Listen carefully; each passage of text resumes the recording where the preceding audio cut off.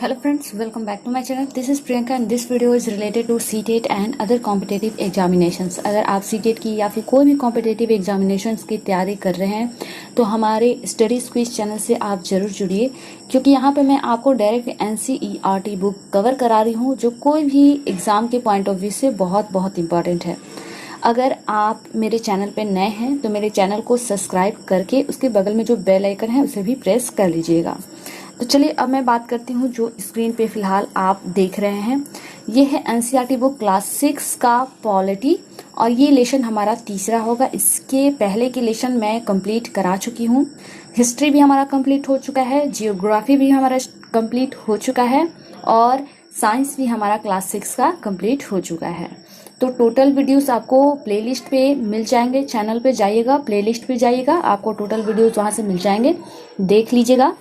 अगर आपको इन वीडियोस के PDF फॉर्म चाहिए होंगे तो मुझे टेलीग्राम चैनल पे फॉलो कीजिए, स्टडीज भी सर्च कीजिएगा, वहाँ पे आपको मेरा चैनल मिल जाएगा और PDF भी मिल जाएगा।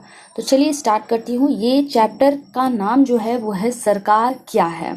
इससे पहले हम लोग विविधता की समझ, विविधता एवं भेदभाव क्या होता है, इसके बारे में हम लोग समझ चुके हैं। आज सरकार क्या होती है इसके बारे में हम लोग समझेंगे और यहाँ पे जो इम्पोर्टेंट होगा सिर्फ मैं उसी को कवर कराऊंगी, जो इम्पोर्टेंट नहीं होगा एग्जाम के पॉइंट ऑफ व्यू से मैं उसे स्किप कर दूंगी। कुछ वर्क आपको खुद भी करने पड़ेंगे जो मैं इस चैप्टर को कंप्लीट कराने के दौरान आप लोग को दूंगी। तो चलिए सबसे पहले मैं पेडागोजी सेशन, चूंकि मैं लेके चलती हूँ साथ में सीटेट या फिर कोई भी टेट्स वालों के लिए, तो मैं पेडागोजी सेशन की भी जो चीजें होती हैं उसको भी मैं कवर कर लेती हूँ। तो आपने सरकार शब्द का जिक्र कई बार सुना होगा। इस पाठ में आप यह पढ़ेंगी कि सरकार क्या है और यह हमारे जीवन में कितना महत्वपूर्ण भूमिका निभाती है। सरकारें क्या करती हैं, वे निर्णय कैसे लेती हैं, अलग अलग तरह की सरकारें जैसे लोकतांत्रिक सरकार और राजतांत्रिक सरकार के बीच अंतर क्या है, चलिए पढ़कर पता लगाते हैं। चलिए अब आते हैं, यहाँ पे कुछ लाइनें दी गई हैं जो इम्पोर्टेंट नहीं है एग्जाम के पॉइंट ऑफ व्यू से, हम लोग ले लेते हैं यहाँ से। हर एक देश को विभिन्न निर्णय लेने एवं काम करने के लिए सरकार की जरूरत होती है। ये निर्णय कई विषयों से संबंधित हो सकते हैं। सड़कें और स्कूल कहाँ बनाए जाएं, बहुत ज़्यादा महंगी हो जाने पर किसी चीज़ के दाम कैसे घटाए जाएं अथवा बिजली की आपूर्ति को कैसे बढ़ाया जाए। सरकार कई सामाजिक मुद्दों पर भी कार्रवाई करती है। उदाहरण के लिए सरकार गरीबों की मदद करने के लिए कई कार्यक्रम चलाती है। इनके अलावा वह अन्य महत्वपूर्ण काम भी करती है जैसे डाक एवं रेल सेवाएं चलाना। सरकार का काम देश की सीमाओं की सुरक्षा करना और दूसरे देशों से शांतिपूर्वक संबंध बनाए रखना भी है। उनकी जिम्मेदारी यह सुनिश्चित करना है कि देश के सभी नागरिकों को पर्याप्त भोजन और अच्छी स्वास्थ्य सुविधाएं मिलें। जब प्राकृतिक विपदा घेरती है जैसे सुनामी या भूकंप, तो मुख्य रूप से सरकार ही पीड़ित लोगों की सहायता करती है। अगर कहीं कोई विवाद होता है या कोई अपराध करता है तो लोग न्यायालय जाते हैं। न्यायालय भी सरकार का ही अंग है, इसको नोट डाउन कीजिएगा, बहुत इंपॉर्टेंट है। शायद आपको यह जानकर अचरज हो रहा होगा कि सरकार इतना सब कुछ कैसे कर पाती है और सरकार के लिए इन कामों को करना क्यों जरूरी है। जब लोग इकट्ठे रहते हैं और काम करते हैं तो कुछ हद तक एक व्यवस्था की जरूरत होती है जिससे आवश्यक निर्णय लिए जा सके। कुछ नियमों की जरूरत होती है जो सब पर लागू हो। उदाहरण के लिए संसाधनों के नियंत्रण और देश की सीमा की सुरक्षा की जरूरत होती है ताकि लोग सुरक्षित महसूस कर सकें। लोगों के लिए सरकार कई तरह से काम करती है। वह नियम बनाती है, निर्णय लेती है और अपनी सीमा में रहने वाले लोगों पर उन्हें लागू करती है। यहाँ पे देख सकते हैं कुछ उदाहरण जो सरकार के अंग हैं: सर्वोच्च न्यायालय, भारत पेट्रोलियम और भारतीय रेल। इन सबको नोट डाउन करते चलिएगा। खास तौर पे यहाँ पे जो पेट्रोलियम की बात की गई है ये भी एक सरकार का अंग है। सरकार के स्तर, अब इसको भी हम लोग जान लेते हैं। अब आपको पता है कि सरकार कितनी सारी अलग अलग चीज़ों के लिए जिम्मेदार है, तो क्या आप सोच सकती हैं कि सरकार ये सारे इंतजाम कैसे करती होगी। दरअसल सरकार अलग अलग स्तरों पर काम करती है। स्थानीय स्तर पर राज्य के स्तर पे और राष्ट्रीय स्तर पे, इन तीनों स्तरों को आप नोट डाउन कर लीजिएगा। फिलहाल आप स्क्रीनशॉट लेते जाइएगा या फिर पीडीएफ डाउनलोड करके वहां से भी आप लोग नोट तैयार कर सकते हैं। स्थानीय स्तर का मतलब आपके गांव, शहर या मोहल्ले से है। राज्य स्तर का मतलब जो पूरे राज्य को ध्यान में रखे, जैसे हरियाणा या असम की सरकार पूरे राज्य में काम करती है। राष्ट्रीय स्तर की सरकार का संबंध पूरे देश से होता है। इस किताब में आप आगे चलकर पढ़ोगी कि स्थानीय सरकार कैसे काम करती है और आगे की कक्षाओं में राज्य एवं राष्ट्रीय स्तर पर सरकार के कामों के बारे में जानोगी। यहाँ पे आप देख सकते हैं, इसको आप चाहे तो स्क्रीनशॉट लेके और फिगर बना लीजिएगा कौन सा राज्य कहाँ पे है, उनकी अंतर्राष्ट्रीय सीमा और राज्य सीमा यहाँ पे दिखाया गया है। पड़ोसी देश भी दिखाए गए हैं, इसको भी आप स्क्रीनशॉट ले सकते हो, बट ये कोई इंपॉर्टेंट नहीं है, आप पीडीएफ ही डाउनलोड करके वहां से समझ लीजिएगा, बिकॉज ये इतनी छोटी दी गई हैं कि आपको समझने में थोड़ी दिक्कत होगी। इसलिए मैं आती हूँ आपको यहाँ पे। सरकार एवं कानून। सरकार कानून बनाती है और देश में रहने वाले सभी लोगों को वे कानून मानने होते हैं। केवल यही वो तरीका है जिससे सरकार काम कर सकती है। सरकार के पास जैसे कानून बनाने की ताकत होती है, वैसे ही यह ताकत भी होती है कि लोगों को कानून मानने के लिए बाध्य करे। उदाहरण के लिए एक कानून है कि गाड़ी चलाने वाले के पास लाइसेंस होनी चाहिए। अगर कोई लाइसेंस के बिना गाड़ी चलाते हुए पकड़ा जाए तो उसे जेल की सजा काटनी पड़ेगी या जुर्माना भरना पड़ेगा। सरकार जो कार्रवाई करती है उसके अलावा अगर लोगों को लगे कि किसी कानून का ढंग से पालन नहीं हो रहा है तो वो भी कुछ कदम उठा सकते हैं। उदाहरण के लिए अगर किसी व्यक्ति को यह लगे कि उसको उसके धर्म या उसकी जाति के कारण किसी नौकरी में नहीं लिया गया तो वह न्यायालय जा सकता है और यह दावा कर सकती है कि कानून का पालन नहीं हो रहा है। तब न्यायालय आदेश देगा कि क्या कदम उठाने की जरूरत है। सरकार के प्रकार कितने प्रकार के होते हैं, अब ये भी हम लोग जान लेते हैं।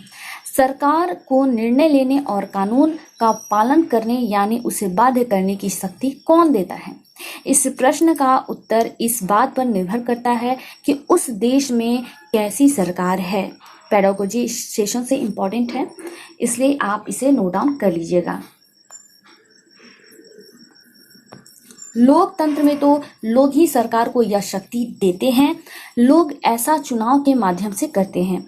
वे अपनी पसंद से नेता को वोट देकर चुनते हैं। एक बार चुन लिए जाने के बाद यही लोग सरकार बनाते हैं। लोकतंत्र में सरकार को अपने निर्णयों एवं उठाए गए कदमों के आधार पर बताना होता है एवं सफाई देनी होती है। एक दूसरे तरह की सरकार होती है जिससे राजतंत्रीय सरकार कहते हैं। इसमें राजा या रानी के पास निर्णय लेने और सरकार चलाने की शक्ति होती है। राजा के पास सलाहकारों का एक छोटा समूह होता है जिससे वह विभिन्न मुद्दों पर चर्चा कर सकता है। अंतिम निर्णय लेने की शक्ति उसी के पास रहती है। लोकतंत्र के समान राजतंत्र में राजा या रानी को अपने निर्णय के आधार नहीं बताने पड़ते और न ही अपने निर्णयों की सफाई देनी पड़ती है। अब लोकतांत्रिक सरकार क्या है वह भी समझ लेते हैं। भारत एक लोकतंत्र है, नोट डाउन करते जाइएगा। इस लोकतांत्रिक व्यवस्था को पाने के लिए हमने लंबी लड़ाई लड़ी है। संसार में और भी कई देश हैं जहां लोगों ने लोकतंत्र लाने के लिए संघर्ष किए। ऊपर बताया जा चुका है कि लोकतंत्र की मुख्य बात यह है कि लोगों के पास अपने नेता चुनने की शक्ति होती है। इसलिए एक अर्थ में लोकतंत्र लोगों का ही शासन होता है। लोकतंत्र में मूलभूत विचार यह है कि लोग नियमों को बनाने में भागीदार बनकर खुद ही शासन करें।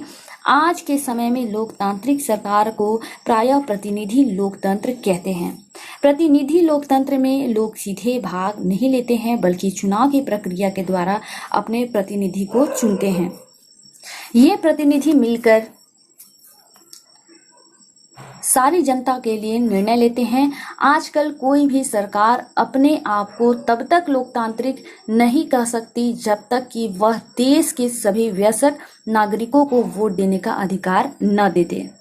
लेकिन हमेशा ऐसा नहीं था। क्या आप विश्वास कर सकती हैं कि एक समय ऐसा था जब लोकतांत्रिक सरकारें औरतों और गरीबों को चुनाव में भाग नहीं लेने देती थी। अपने शुरुआती दौर में सरकारें केवल उन्हीं पुरुषों को वोट देने देती थी जो पढ़े लिखे थे और जिनके पास अपनी संपत्ति होती थी। इसका मतलब था कि औरतों, गरीबों और अशिक्षितों को वोट देने का अधिकार नहीं था। ऐसी स्थिति में देश उन्हीं नियमों के सहारे चलते थे जो ये गिने चुने पुरुष बनाते थे। भारत में आज़ादी से पहले बहुत ही कम लोगों को वोट देने का अधिकार था, इसलिए जनता ने संगठित होकर इस अधिकार की मांग की।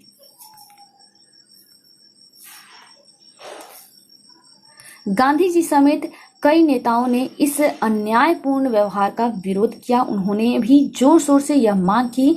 1931 में यंग इंडिया पत्रिका में लिखते हुए गांधी जी ने कहा, मैं यह विचार सहन नहीं कर सकता कि जिस आदमी के पास संपत्ति है वह वोट दे सकता है, लेकिन वह आदमी जिसके पास चरित्र है पर संपत्ति या शिक्षा नहीं, वह वोट नहीं दे सकता।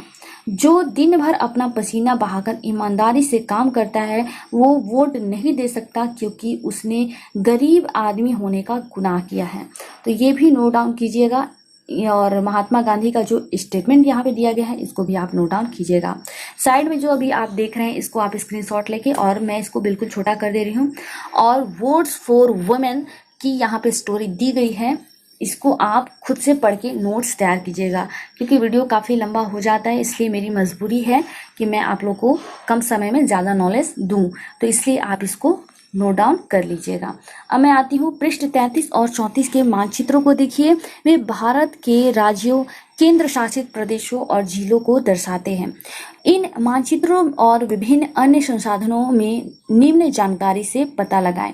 भारत के पड़ोसी देश, जैसा कि मैंने आपको बता दिया है, अपने राज्य या केंद्र शासित प्रदेश और उनके पड़ोसियों के नाम, अपने जिले और उसके पड़ोसी जिलों के नाम, अपने जिले से राष्ट्रीय राजधानी के लिए जाने वाले मार्ग।